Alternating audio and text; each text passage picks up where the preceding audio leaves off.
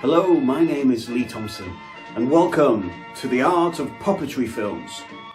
What I'd like to do today is really spend some time sharing some of my puppet experiences and some of my tips and secrets to help you be a puppeteer. And being a puppeteer is a great skill to have, and it allows you to put on your own little puppet shows, whether they are for your friends or whether you want to film them and share them on the World Wide Web. And what we're going to do today is really look at performing puppets, creating characters and making them come to life. We'll have a look at how we can film them and again how to make them look as good as possible. And I'll also cover how to edit and put together some really good puppetry videos.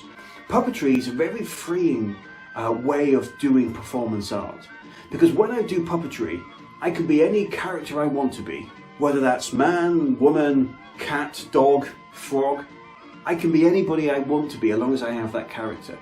I can bring a range of ages and types of personalities, and I can use puppetry to put on my own plays or again create my own videos that tell the stories that I want to tell. It's a really good creative medium because ultimately I can be anybody I want to be. And to start with, you need a puppet. So puppets can be anything. It could be anything you find, from a sock to a box, an egg box, anything that you think you could move around and create a character. Let me show you some of my puppets and how I perform them. So this character is called Mickey. Now Mickey is what we call a gloved hand puppet. Because he has hands attached to his body, you can see that I can perform. So by inserting one hand into his mouth and one into his hand, I can make him wave and move and kind of come alive. Now, the puppetry that I perform requires me to hide off camera. It's all about hiding and making the character come alive. I'm not a ventriloquist, so I don't need to hide my words or watch what I'm saying, because ultimately I'm not seen when I perform that character. Puppets need to feel like a real person. They need to feel like a character. So it's all about bringing in your own type of performance, I guess, through the puppet. And to be a good puppeteer, you need to be good at acting, performing, and just enjoying what you're doing. This is Mickey. Say hello, Mickey. Hello. It's great to see you all. So Mickey is a gloved puppet. He's a working hand puppet. That allows him to pick things up. It allows him to wave, to scratch, to think, to share thoughts. He can point. He also has a second hand. So if I had a second puppeteer, you'll see on this side, here it is. I can also put somebody's hand in there, so two of us can work him to really bring him alive. Now this is one of the most famous puppet characters, called Kermit the Frog of the Muppets. Now Kermit is what we call a rodded puppet, meaning that he has hands which are attached to these rods. Now these rods allow me to move the arms around and make it look like he's alive. I can manipulate one, or I can manipulate the other one. Or if I want to hold both together, again, I would hold them a bit like I hold chopsticks. It allows me to be able to move the hands together. Hi-ho, Kermit the Frog here. And Kermit can kind of come alive. Now Kermit is a great puppet because he has legs. So again, if I bring him out to show people, he looks like he's really alive. The problem as a puppeteer though, is those legs can kick you in the face. So sometimes it's better to have puppets that don't have the full body legs and just cut off here. And most of my puppets do. Most of my puppets are just the top half of the character. Again, those rods give me so much movement. Kermit can dance, he can move around. So Kermit can walk into shot, he can look around. If he needs to think about something, he can really kind of scratch his head, have a look. If he's got an itchy nose, he can scratch that. He can gesture as he's talking. Oh, great.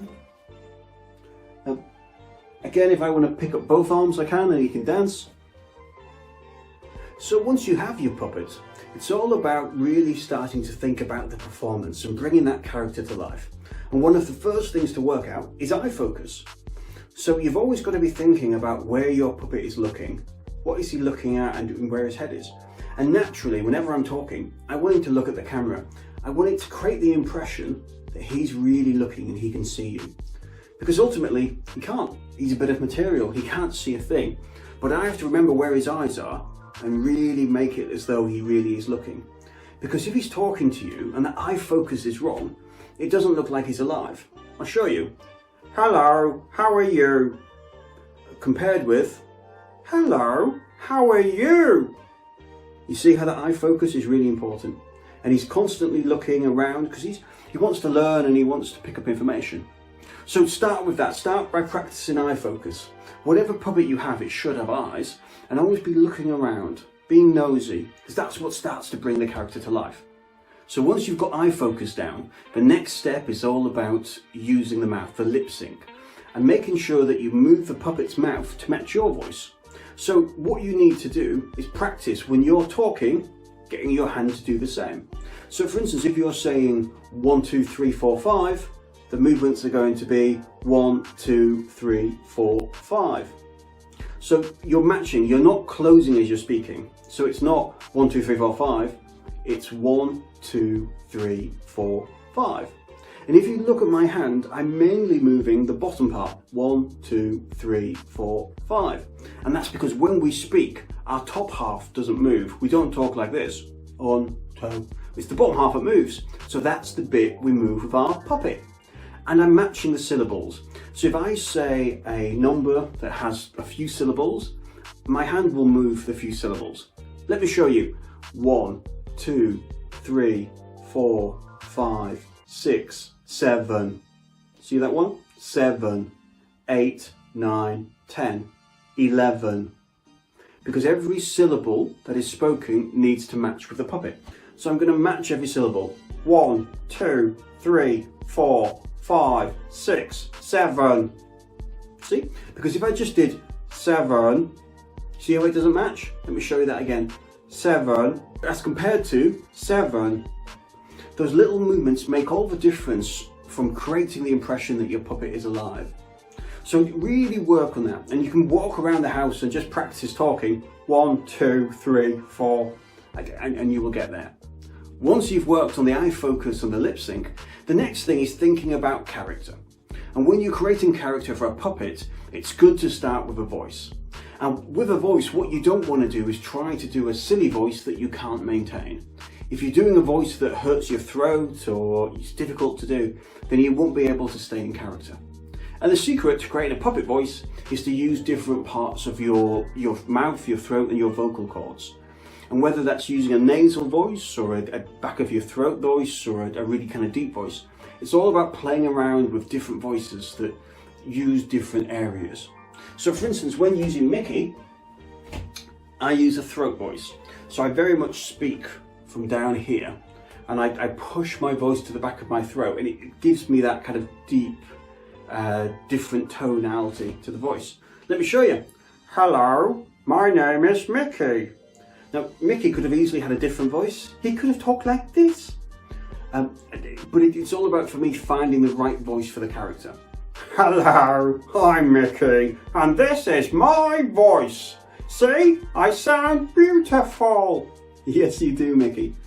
And really, when looking at that voice, find a voice that's natural to you, that you can maintain that voice. Because all of your puppets can't sound like you, otherwise you wouldn't know which character was talking. And it's interesting, even though I'm doing that voice, because I'm doing the lip sync and the eye focus, and I'm putting those three ingredients together, it looks like the character's coming alive. Doesn't it, Mickey? Yes, it does. You really do think I'm alive? And again, that illusion is only stronger when I'm not in the frame. Oh, hello. Thank you for watching me. So once you've worked on the eye focus and the lip sync and creating a voice, it's just then about continuing to explore the character and continuing to really put layers into that character. In the same way that you would if you were an actor or on a stage or a film production, you think all about your character, its background. So it's the same thing. To make your character come alive, you've got to think a bit about how old is it? Is it a boy or a girl? What's its background? Does it have parents? Where does it live? And once you think about that, you'll naturally have a character because you'll have thought about all its different layers. For instance, when I'm doing Mickey, I play him quite young. So I imagine he's about 5 years old. So he doesn't talk really fast. He's not going to talk about Pythagoras or advanced things. He talks about simple things. The sky is blue, the sand is yellow and the sea, that's bluey green. Bluey green? Yes, because it changes colour sometimes. Sometimes it looks blue, but sometimes it looks green. Yes, it does, Mickey. And I also, to give Mickey some character, give him a bit of a funny laugh. So when I make him laugh, he does another throaty laugh, like this. Mickey, did you know you're silly? Me silly? That's funny. And that's his laugh. And again, it just gives him character. So you put all those bits together and suddenly you've got a puppet character who's ready to perform. Aren't you, Mickey? Yes, I'm ready to perform. I'm a real character, because I'm a real person, you know. I am. I'm not a puppet. I'm a monster called Mickey. Yay! So we've talked a bit about performing puppets and bringing those characters to life. I'd like to talk now more about how to create your own puppet videos. And the first stage is really thinking about what sort of story you want to tell. Because before you can create any sort of puppet film, you need to really think about what is it I want to tell? What's my story going to be? In the same way you wouldn't just try to create a play or act out a scene, you'd probably write it and you'd probably think about what you want to happen. It's the same thing for puppets, because if I just put a puppet on my arm and try to make it up, who knows what could happen? Whereas if you've created an idea and you know what you want your final video to be, it's going to be much easier to create that. So I normally start off with a bit of a writing process and thinking about what is my puppet going to say, what's it going to do. And with puppetry, generally it's performed in one of two mediums. Either on stage as a puppet show, or again on television or an online video as such. It's great to do on stage performances, and doing puppet shows for your friends, you know, your family, to entertain them, I think is fantastic. And I used to do that as a child, where I would get a couple of chairs and hang a blanket across, and I would hide below and perform my puppets. And my family would love to watch my puppet shows. So by all means, do that, put on some shows, entertain people. The modern advantage though of having mobile phones and being able to buy video cameras and computers, it means that we can also do our puppet shows for anybody out there. So what I'm going to do now is kind of show you how to create your own puppet video that again you can post on YouTube or social media and entertain your friends and anybody out there with your crazy puppet stories. So when creating a puppet video, the first thing I need is a video camera. Now remember, you don't have to use a camera. It can just be your phone, or it could just be a laptop or an iPad. But I find a video camera is good because it gives me this second screen here. And this screen allows me to see what I'm doing, and there's a microphone on top to pick up exactly what's being recorded. The second thing I use attached to my camera is a monitor. So this monitor basically allows me to see what I'm doing. So while I'm performing my puppet, I can see how it looks on the camera, and I can get a sense of, is it looking good, and is my head in shot, that kind of thing. So a lot of the videos that I make are shot on location or on different sets, but when I shoot videos here in my studio at home, I very much rely on this, and this is my green screen. And what a green screen is a large piece of green cloth. And basically that allows me to do a video and to edit in a new background. And I'll show you that process later when we come to edit. Now, it doesn't have to be green to be a green screen. If you had a big piece of blue cloth or yellow cloth, or just a wall in your house that was red, that could be your backdrop that you replace.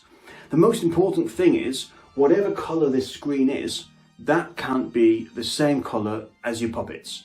So for instance, I can't use Kermit the Frog on a green screen, because they're both green, it wouldn't work. Now green screens are used more in films and television programs than you realise. Most Hollywood blockbusters will do some sections with a green screen, because it allows them to put in any backdrop that they want. And it's a really good way of being able to take your stories anywhere and not have to build sets or spend a load of budget on creating these dramatic backgrounds.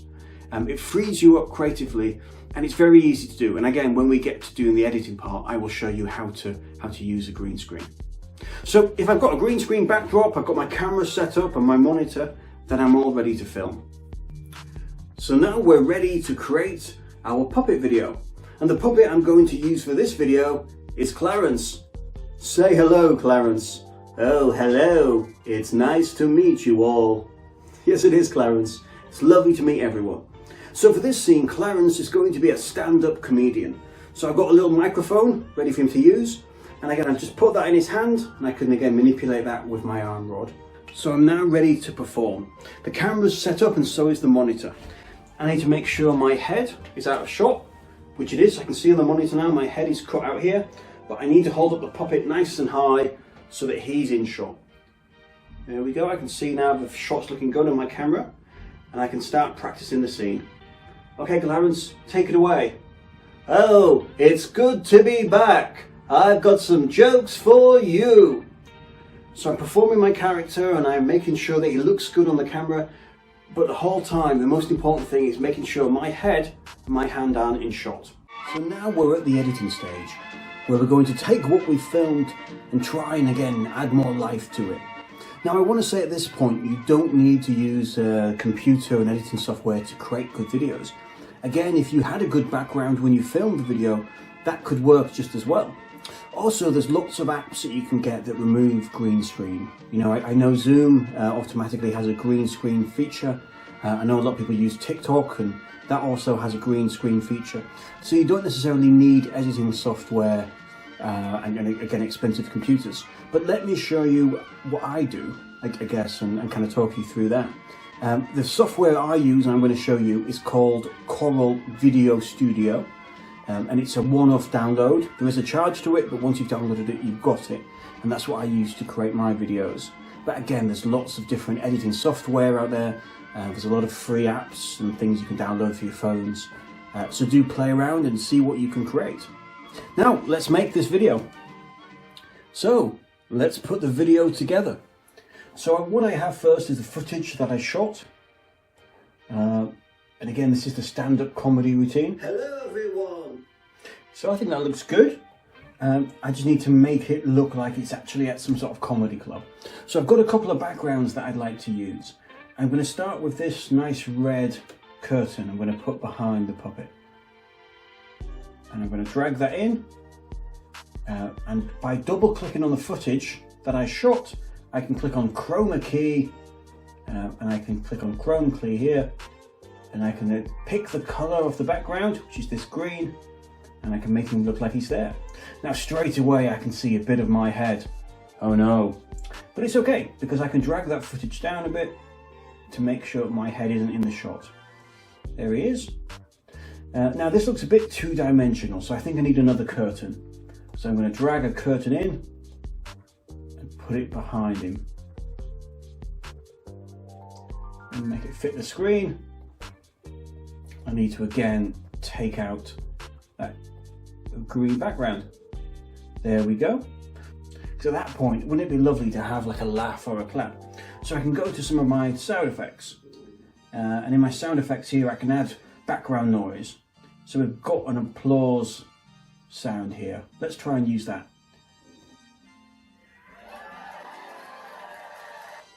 So it's a great sound. Let's drag that in. See how it looks in the video. So again, this video is already now starting to take life, come to life, sorry, and it's looking real. Welcome. I hope you enjoyed seeing how that video came together and how it was just me filming it here on this green screen, putting in a few backgrounds and sound effects. It really brought it to life. Now you may have noticed during that video there was one shot of the audience, lots of puppets sat in the crowd. And you can think, well, how does he do that? How does he make lots of puppets appear in the kind of the same video? And that's again all down to green screen. Because what I can do is shoot one puppet once, get that footage, then shoot another puppet. Then again, by using the green screen, I can put both those puppets in the same video and really together add more. Because as we know, with drama, the basis of any good drama is conflict. So you do need characters who can interact and talk and that kind of thing. But like I said, what I do a lot of the time is I will film multiple characters, then I just edit them together to create the impression that there's lots of characters. And as long as I can remember what I've already filmed, I can make sure my other puppet is looking in the right direction, so it looks like it comes together. And if you are serious about being a puppeteer, I would say watch as many videos as you can, watch as much puppetry as you can, and don't be afraid to practice. Do pick up a puppet, wherever you can, grab it and just practice. Whether it's in a mirror, it's on your phone, and just practice and practice and practice until you feel like you're getting better. And remember, we're always going to be our own worst critic. We're always going to feel what we're doing isn't good enough. So keep practicing until you feel as though, yeah, I quite like it. And show people your work, show your friends, show your family, show what you've done. Because bringing alive a puppet is a great way of expressing yourself. Thank you everyone for watching today. Thank you for taking part in my workshop and watching the video. I look forward to seeing you all again, and hopefully I'll be back soon. Take care. Bye-bye. Bye-bye. If you've made it to the end of the video, thanks for watching. Please do subscribe to see more puppetry related fun.